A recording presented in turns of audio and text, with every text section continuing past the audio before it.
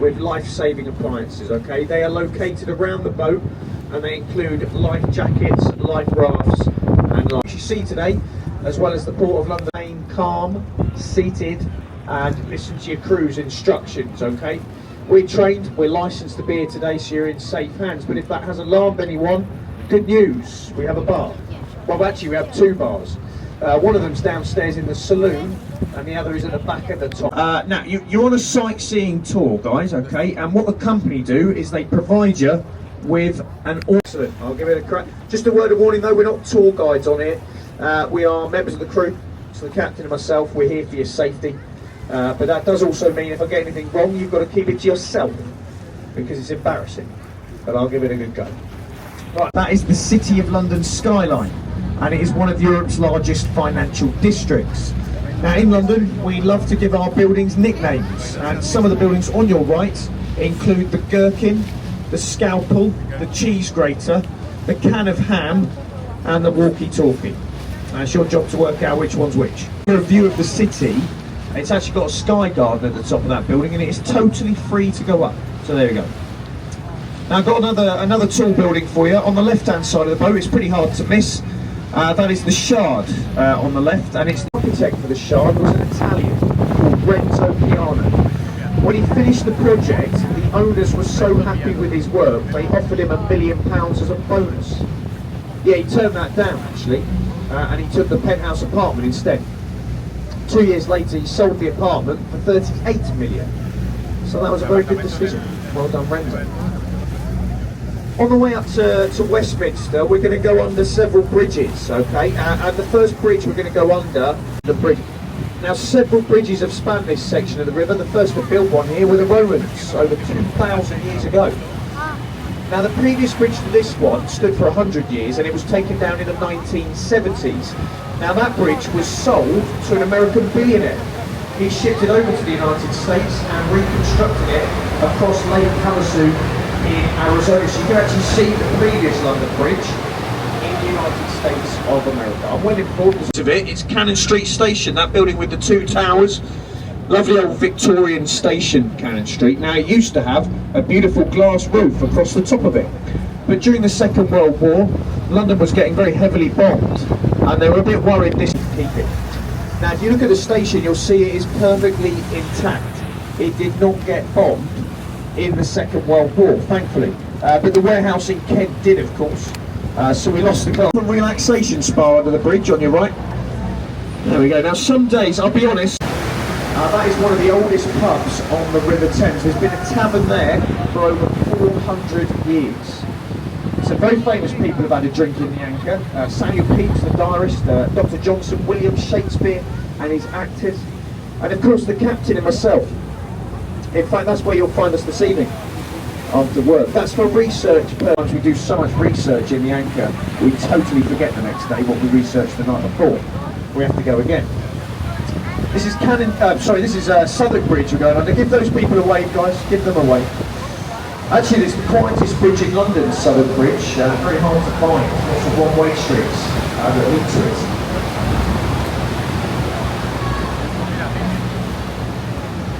Now, have we got any Shakespeare fans on board? Any William Shakespeare? Yeah, one at the back there. This is for you. You're the only person.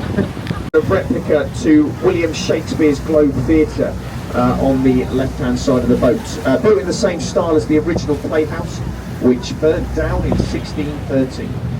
Now, any performance of the Globe is done in the traditional style, so no lighting or sound effects, just as it would have been in the time of Shakespeare.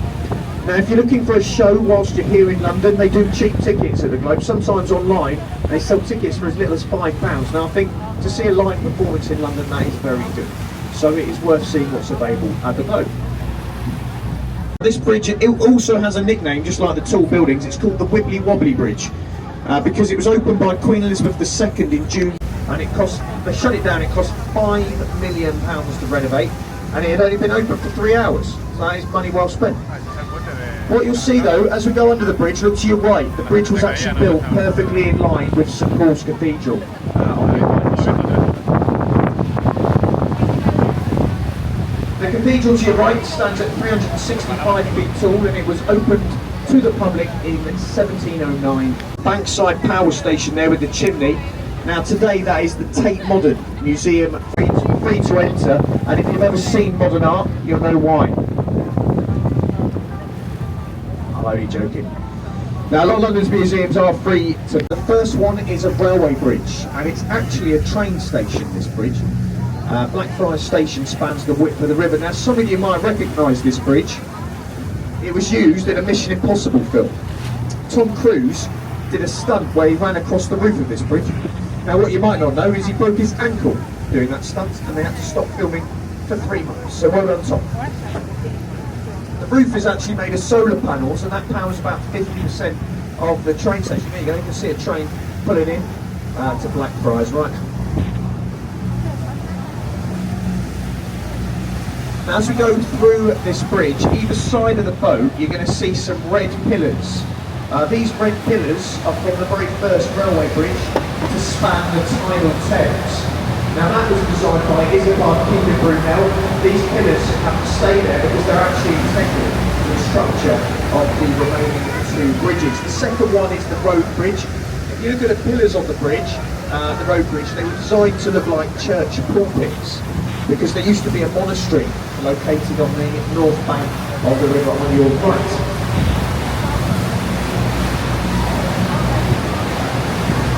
Those bridges mark about the halfway point of our trip to Westminster. How are we all doing? Are we all okay? Excellent, excellent. Just on your right hand side, I'm just going to point this out, there's a bit of a construction site in the river here. They've built this new wall as well on your right hand side. This is the Thames Tideway Victorian sewage system. Now it's one of the biggest engineering projects in Europe at the moment. Now you can't see most of the construction work because the new sewage system runs right underneath the River Thames. Now one of the main challenges for this construction project has been dealing with the tides. The river's very tidal in central London. Between high and low water, 7.5 metres.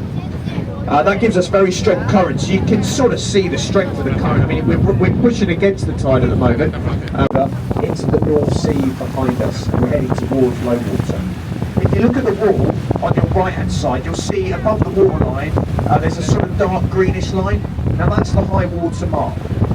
So we've still got quite a long way to go until we hit low water. Now, whilst you're looking at the wall on the right, underneath the lamppost, you would have contacted businesses in the area and asked them to shut because London was at risk of flooding. Now, occasionally London did flood before we had the tide barrier put in place. But there's some sayings that help us remember these lion's heads. Now, I'm going to give this a go. See if you can catch on with this one. When the lions are drinking, London is sinking. When the water gets to the lion's mains, London is going down the drains. Point out to you. So this white vessel on the right hand side that we're just passing, that's the HQS Wellington.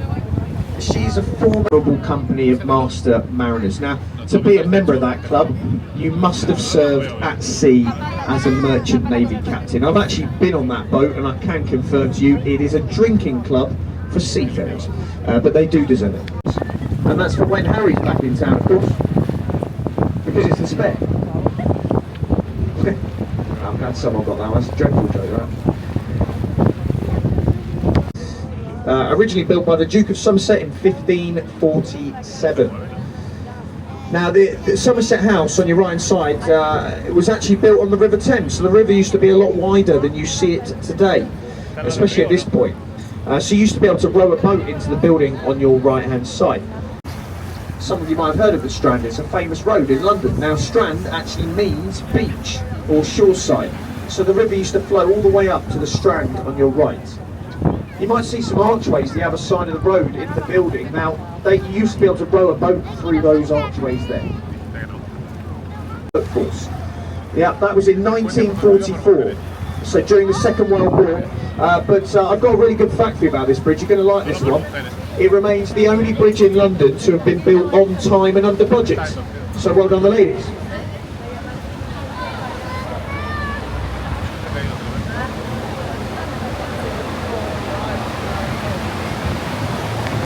A very famous luxury hotel on the banks of the River Thames. You probably all knew that though, I assume you're staying there tonight. Oh, you are?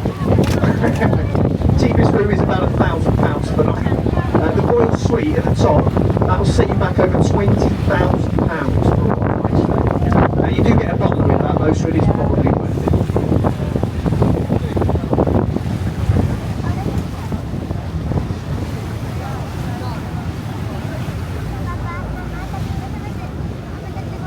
Just on your right hand side, we're just passing an Egyptian obelisk there on the embankment wall. That's Cleopatra's Needle. It was donated to England by a grateful Egyptian by Napoleon at the basin of the River Nile. That's one of the oldest things you'll see. Now we're just approaching Charing Cross Railway Bridge, flanked by the Golden Jubilee walkways. This is the only part of the river where we go under a railway line, and we'll be going over one here as well. The Northern Line and the Bakerloo Underground Line lines, they run right underneath this bridge. Now, those of you on the top deck, what we're going to do here is we're going to make some noise and wave at these people. Are you ready? Give them a wave, guys. Here we go. Good evening. Cheer up, sir. Come on. Give us a wave. It's Friday night. There we are. Right, there is a reason we do this, guys, okay? I'll explain why in a minute, but there's another bridge. So we'll have another go at this. Here we go. Good evening. Right, give us a wave. Good evening. Very good. Right, the reason we get you to do that there is because if they're waving back at us, their hands are occupied and they're less likely to throw anything at us. So well done. But look, don't be offended. If someone did not wave back at you, it just means they are from London and they are miserable. So don't be too upset.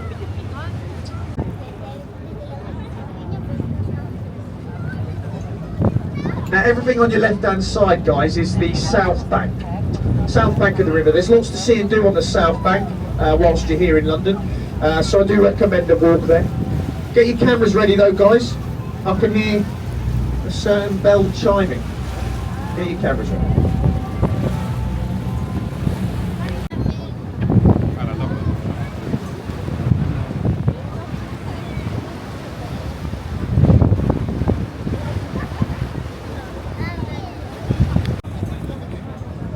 So guys, I hope you got some nice videos there. Once you've taken your videos, guys, do take a seat because it does tend to block your fellow passengers' views, alright? Now, that is the Palace of Westminster. The building is more commonly known as the Houses of Parliament in the UK. That was sarcastic, you're quite right, sir. Now, hands up, guys, okay? This is not a trick question, alright? Hands up, can anyone see Big Ben? You can't see Big Ben. The world's most famous clock tower. It's the bell that chimes on the hour, you just heard it. And the bell is also slightly cracked, just like the politicians. The official name of that clock tower is the Elizabeth Tower.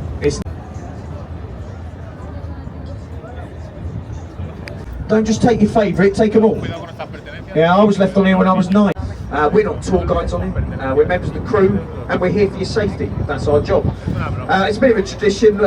We pick up the microphone voluntarily just to really try and improve the experience of the journey, and we get nice feedback compared to the audio. It does of course include all your small change, which is your £5 notes, £10 notes, £20 notes, €50, $100